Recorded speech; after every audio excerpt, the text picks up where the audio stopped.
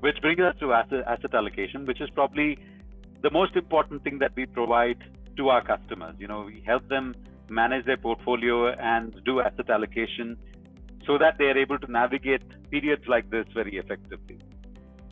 So I just want to share a couple of slides again by way of context. And as you can probably guess by now, I love to talk about things spanning multiple decades, because that is the only thing that really gives us perspective when we are looking at dealing with disruptions like we have now. How have we dealt with disruptions like this in the past over the many 20 decades that we've seen? And therefore, what perspective does it give us as we look to manage our wealth over decades in the future? So here are four assets that we've mapped all the way from 1981 till now. And let me just quickly explain to you what this means. So what I've done here is to say, if you had $1 lakh to invest in gold or silver or fixed deposits or PPF, and you had done that in 1981, what would that be worth now, right?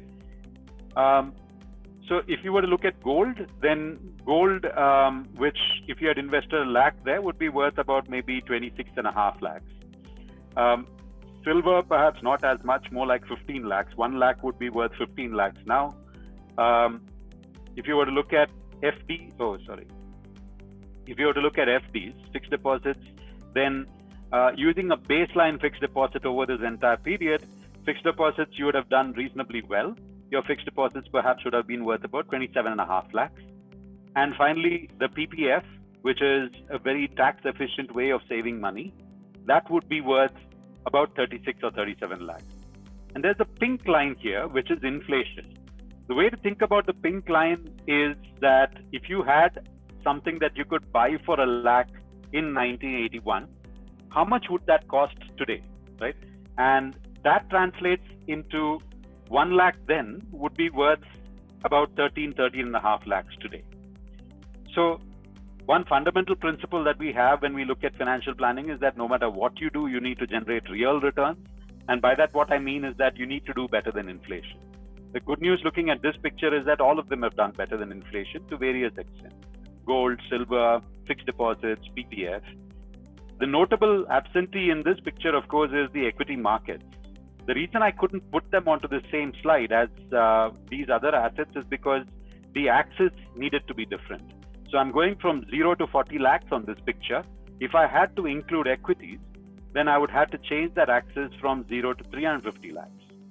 Because that is the extent to which investment in the Sensex, suppose you had invested 1 lakh in the Sensex, then that 1 lakh in the Sensex now today in 2020, even after the sharp correction that we've seen, is worth about 170 lakhs. The rest of them kind of cluster at below 50 lakhs. We looked at the PPF and that was about 40 lakhs. So the wealth creation potential that equities have is something that is really surprising. And as you can see from this slide, the Sensex, which if you had invested $1 lakh in 1981, would be worth now about 170 lakhs. Now, I've got another one here, which is called Sensex TR, which is the total return. And by total return, what do I mean? The Sensex doesn't capture things like dividends, whereas the total return includes that. So once you include dividends and other payouts that you get as a result of being a stock investor, then the picture looks even better for equity investing. And your 1 lakh in 1981 is probably worth about 245 to 250 lakhs today. Again, the comparable number for gold, silver, FDs, PPF, all of them were somewhere in the range of 25 to 35 or 40 lakhs. So over a long period of time, over decades, equities is a very powerful wealth creator. So why does anybody invest in anything else? You could ask, right? So I think the picture itself gives you part of that answer, which is that if you were to look at all of these lines are all reasonably steady, reasonably even. Gold, of course, and silver, of course, have their ups and downs, but your normal debt instruments, whether it be FDs or PPF, are slow, steady, gradual wealth creators. Whereas if you look at this picture, it is quite a steep line, but it has got lots of ups and downs. And therefore, investing in equities requires patience, requires a mental aptitude for this kind of volatility. But the price is worth it, right? The price is worth it in that if you were to invest in equities consistently over long periods of time and have the stomach for the ups and downs, then there's no other wealth creator or that is comparable to equities over this time horizon.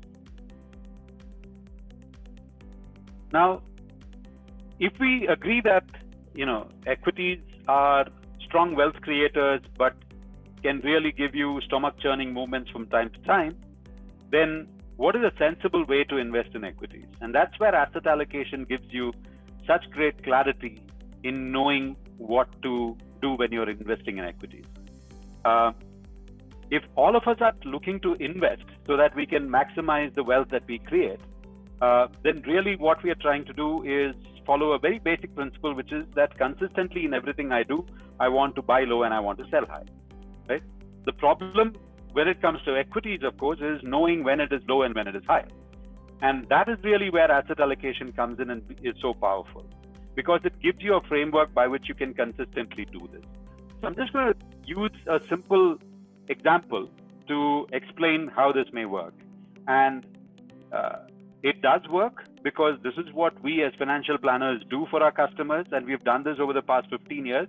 There is no doubt in our mind that asset allocation is a very powerful framework to use when you're trying to manage money, either for yourself or for a client. So let's consider this example. Let's say you have some money and you've decided that you will maintain a portfolio in which half of your money is invested in growth or shares, let's say, and the other half is in safety or fixed deposits, let's say. This is what you're setting out to do, is that you're going to consistently maintain an asset allocation, which is 50% equity and 50% debt, right? A few more rules here. The first rule is that we will maintain a 50-50 allocation. The second rule is that in case we deviate from our 50-50, we will come back to 50-50 every quarter, right? Those are the two rules. So let's take an example where we apply these rules. Let's say that we were starting to do this in July. We had 20 lakhs to invest, and we decided that we would put 10 lakhs in equities and put the other 10 lakhs in debt. So we've done that. We've selected the right instruments. We've selected the right deposits. We've selected the right funds, and we've done this 10 lakhs and 10 lakhs. Now, between July and October, we go through a bull market. And what happens in a bull market? Equity prices go up very sharply. And again, I'm using this to illustrate my point. 50% increase or 55% increase in the portfolio on equities. Your equities are now worth 15.5 lakhs. Debt continues to keep growing slowly and steadily. So let's say 10 lakhs has now become 10.5 lakhs. Our overall objective here is a 50-50 portfolio where we want 50% in equity, 50% in debt. So what we would do in this case is to sell equities worth 2.5 lakhs and use that money to buy fixed deposits worth 2.5 lakhs, as a result of which we've come back to a 50-50 balance. Right? Our overall objective is to have a portfolio that is equally balanced between equity and debt. When we got disrupted from that, we took an action that will help us come back to the same asset allocation of 50-50.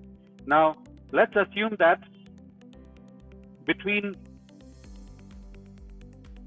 so once we've done the 50-50, we went into a bear market. And what happens typically in a bear market is that equity is correct. So let's say 13 lakhs became 10.5 lakhs. Meanwhile, debt will continue to grow slowly, steadily. So 13, let's say, has become 13.5. So at this point, you have a portfolio that is worth 24 lakhs. You want to come back to 50-50.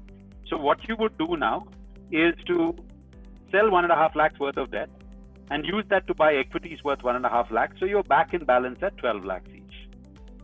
Now, as a mechanical framework, this seems fairly straightforward, right? Every quarter, you look at your portfolio, decide what you have more of, what you have less of, and then you correct the portfolio to come back to balance, right? Mechanically, this is quite straightforward. We can all do this, I hope, right?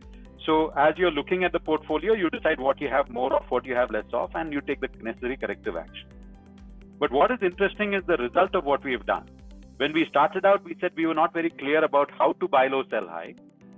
What this helps us to do is, when the markets went higher, we sold, and when the markets corrected, we bought, right? So what changed here is that there are two things that we changed. First is that we had a clear goal.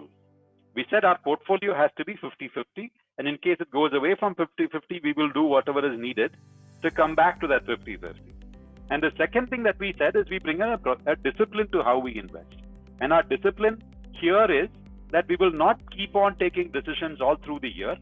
We won't be reacting to every single thing that happens in the market. We are only going to take corrective actions once a quarter. So two things, the goal and the discipline together helps us to achieve something that otherwise most of us would consider to be quite difficult to do, although highly desirable. And this is really the power of asset allocation. It helps you to create the right investment behavior of buy low, sell high by consistently following this objective of having a goal and having a certain discipline to follow that. I'm glad you all took out the time to engage with us. If you have any further questions, please do drop us a line and we'd be very happy to engage with you as well.